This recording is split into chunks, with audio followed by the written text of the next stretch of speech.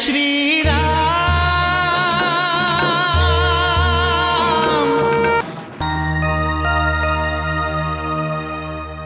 राम भैया तो यहाँ पर भी नहीं है। कहाँ गए होंगे वो?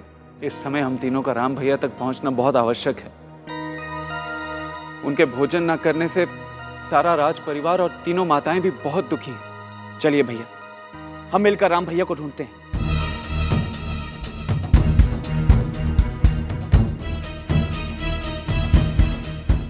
भैया,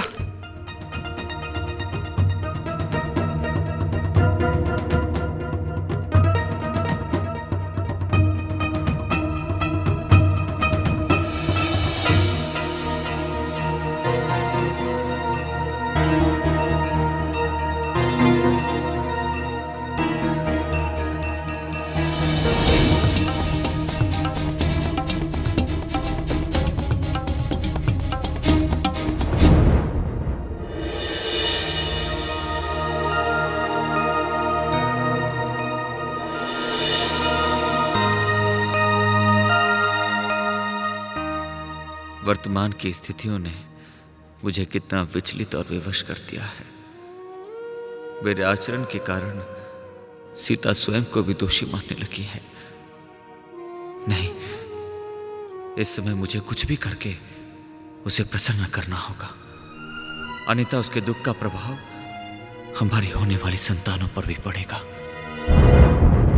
परंतु एक राजा का कर्तव्य, उस वचन की रक्षा जो मैंने राज्याभिषेक के दिन अपनी प्रजा से की थी, मुझे प्रजाजनों के मन में अपने और सीता के विरुद्ध उठते आक्रोश का न्याय भी तो करना होगा। नहीं नहीं, ये न्याय नहीं, सीता के विरुद्ध अन्याय होगा। मैं अपनी सीता के विरुद्ध अन्याय नहीं कर सकता, नहीं उठा सकता न्याय का ये बोझ, नहीं उठा सकता। लक्ष्मण, शत्रुघ्न, इतने अधिक दुखी ना हो। राजकाज संभालना कोई बच्चों का खेल नहीं। एक राजा पर उत्तरदायित्वों का इतना बोझ होता है कि वो अपनों को तो क्या, अपने तक को भूल जाता है। ये हमारा दुर्भाग्य भैया कि आज राम भैया ने हमें देखने के बाद भी अपना स्नेह का हाथ हमारे सर पर नहीं रखा, हमें आशीर्वाद नहीं दिया। तुम सच कह रहे हो शत्रुघ्न। अब तो मुझे भी इस बात पर विश्वास हो चला है कि भैया के दुख का कारण हम में से कोई एक है। हमें स्वयं भैया के पास चलकर अपना अपराध पूछना चाहिए और हमें दंड देने की प्रार्थना करनी चाहिए।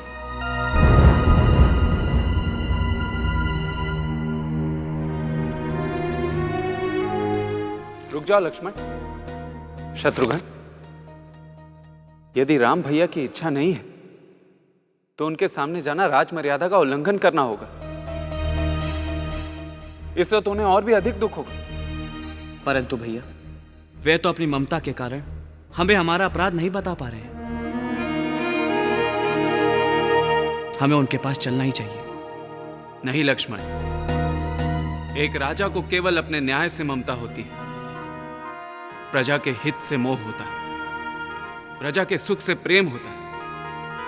उसका अपना जीवन, परिवार कभी भी राजकाज में उसके आड़े नहीं आ सकता। परंतु ऐसी क्या व्यवस्था आ गई है उन्हें? यही तो मनुष्य का जीवन है शत्रुघ्न। कभी कभी उसके सामने ऐसी परिस्थितियां आ खड़ी होती हैं कि सब कुछ जानने और समझने के बाद भी वो ना कुछ कर सकता है, ना कुछ कह सकता है। केवल उन परिस्थितियों को अपने भीतर ही बेहतर सोचकर घुलता रहता है। उन्हीं परिस्थितियों को तो हम जानना चाहते हैं भैया। कौन है वो अपराधी जो हमारे भैया के सामने ये परिस्थिति लाया है? कौन है वो जिसने हमारे भैया के मन को कष्ट पहुंचाया है? और यदि वो अपराधी हम हैं, तो हम अपने जीवित रहने का मोह त्याग कर स्वयं मृत्यु का वरण करेंगे।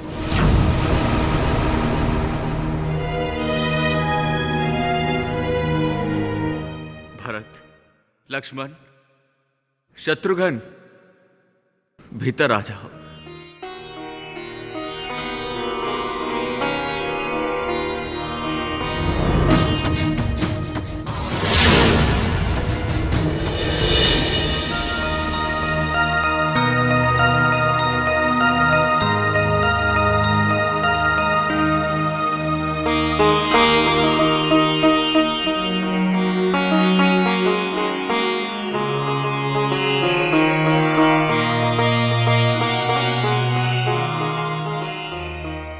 राजा और मनुष्य के किस बोझ के बारे में चर्चा कर रहे थे तुम तीनों?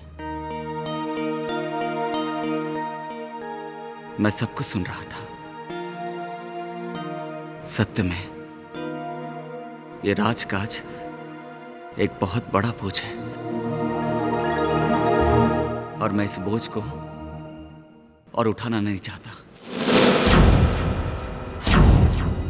मैं चाहता हूं तुम तीनों में से किसी एक को राजपाट सौंपकर स्वयं सीता के साथ वन जाकर शिव आराधना करो। ऐसी कौन सी बात हो गई है स्वामी जिसने आपके सुख चैन को तार तार कर डाला है, जिसे आप किसी से बताना नहीं चाहते? भरत, तुम तो राजकाज में बहुत कुशल हो। जब मैं वनवास गया था तब तुमने ही अयोध्या का राजपाट संभाला था और आज फिर से ये उत्तरदायित्व संभाल लो। मुझे मुक्त कर दो। मैं समझ गया भाई, आपके दुख का कारण कोई और नहीं, मैं ही हूं। मुझसे ही कोई बहुत बड़ा अपराध हुआ जो आप मुझे इतना बड़ा दंड देना चाहते। मैं आपसे प्रार्थना करता हूं भैया, मुझे मृत्यु दंड दे दीजिए, पर मेरे साथ इस तरह रायपन का व्यवहार मत कीजिए भैया, मत कीजिए।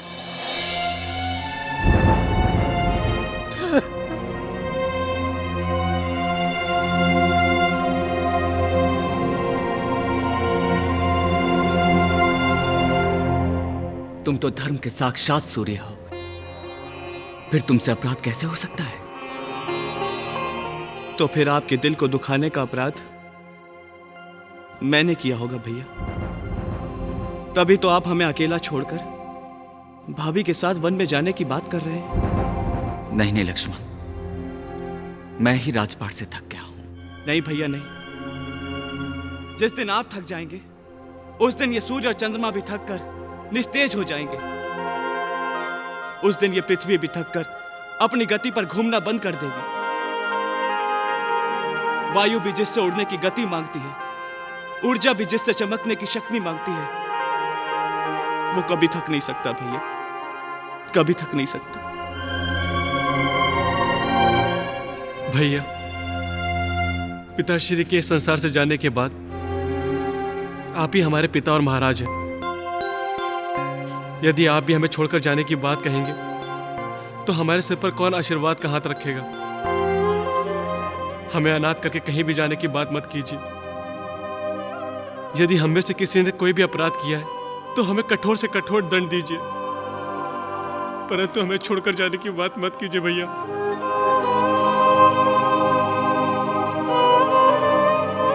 नहीं नहीं, तुम तो राम की शक्ति हो, तुम कभी पाप कर ही नहीं सकते। अपने आप को अपराधी मानने की भूल मत करो, अन्यथा ये राम सचमुच रो पड़ेगा।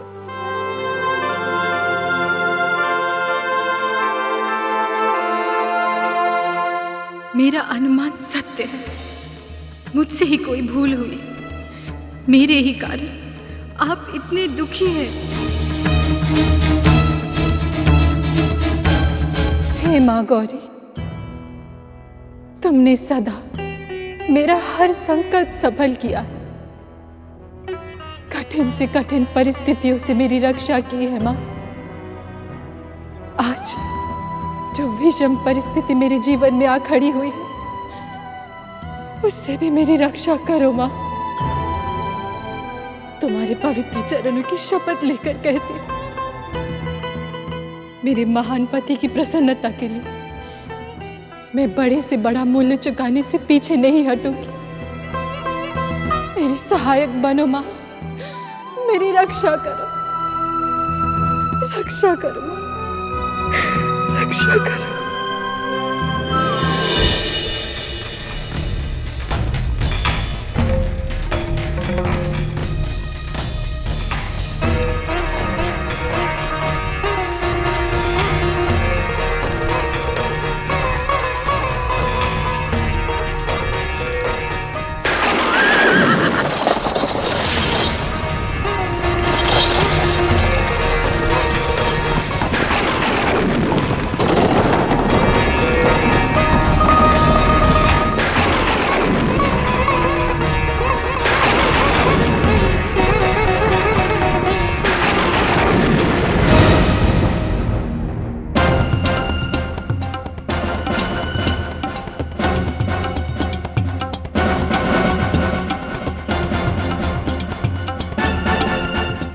मंत्री सुमंत्र, राम भैया कहाँ गए? पता नहीं सौमित्र, मुझे रथ चलाने से रोककर स्वयं शीघ्रता से रथ चलाते हुए यहां से चले गए।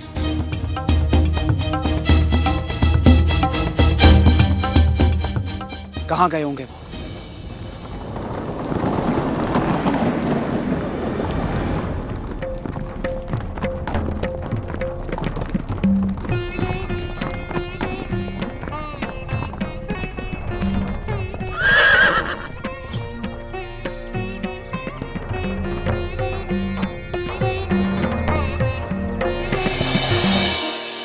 प्रणाम गुरुदेव। कल्याण हो। प्रणाम माता। राम, आसन ग्रहण करो। पुत्र राम, राज परिवार में सुख शांति और अयोध्या में कुशल मंगल तो है ना? गुरुदेव, आपके आशीर्वाद से अयोध्या और राज परिवार में सब कुशल है, परंतु मेरा मन बहुत विचलित है गुरुदेव। ये तो शुभ संकेत नहीं है। राजा का मन तो चट्टान की भांति अटल होना चाहिए, क्योंकि उसे हर पल बड़े बड़े और महत्वपूर्ण निर्णय लेने होते हैं। परंतु इन दिनों मैं नियति के चक्रव्यूह में उलझ गया हूं गुरुदेव। राम, नियति और भाग्य का सहारा तो कायर पुरुष लेते हैं। तुम तो वीर पुरुष हो। यदि तुम्हारा मन अशांत है तो उसका उपचार भी तुम्हें ही करना है राम। मन की अशांति का कारण होता है मोह। राम, जिसके कारण तुम्हारे मन में अशांति जन्म ले रही है, उसका त्याग कर दो।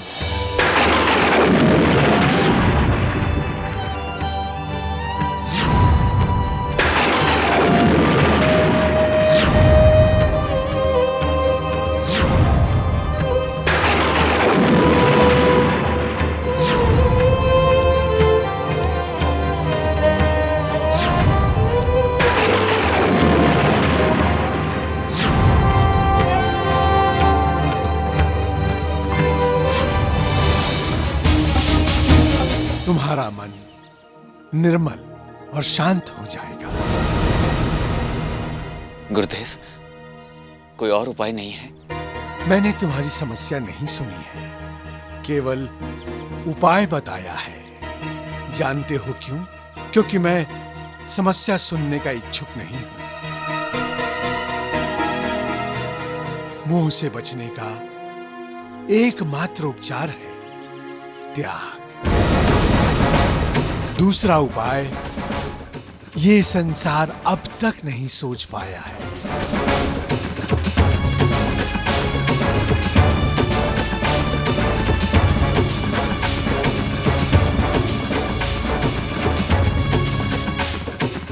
कल्याण हो।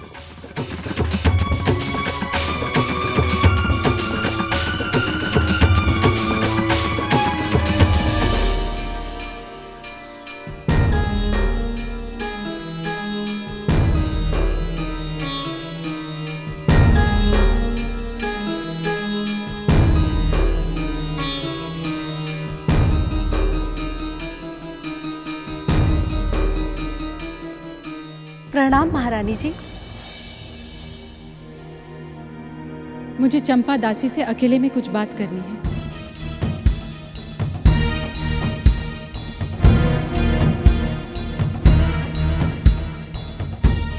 चंपा, तुझे मेरा एक बहुत ही गोपनीय और आवश्यक काम करना है सखी। आज्ञा करें महारानी जी। मेरी बात सुनने से पहले मुझे वचन दे कि इस कार्य को गोपनीय रखने के साथ साथ तो जो कुछ भी सुनेगी बिना किसी लाग लपेट के सब कुछ सच सच आकर मुझे बताएगी। आपकी आज्ञा ही मेरा वचन है महारानी जी। आप मुझ पर पूरा भरोसा कर सकती हैं। तो फिर सुन, तू अभी के अभी सबसे पहले झिरनी गांव चली जा और उसके बाद अयोध्या के अन्य गांव और नगरों में जाना और अपनी उपस्थिति का आभास ना करवाए प्रजावासियों की चर्चा सुनना और हाँ, जिस तेजी से जा रही है उतनी तेजी से लौटकर मुझे आके सब कुछ बताना। जैसी आपकी आज्ञा महारानी जी।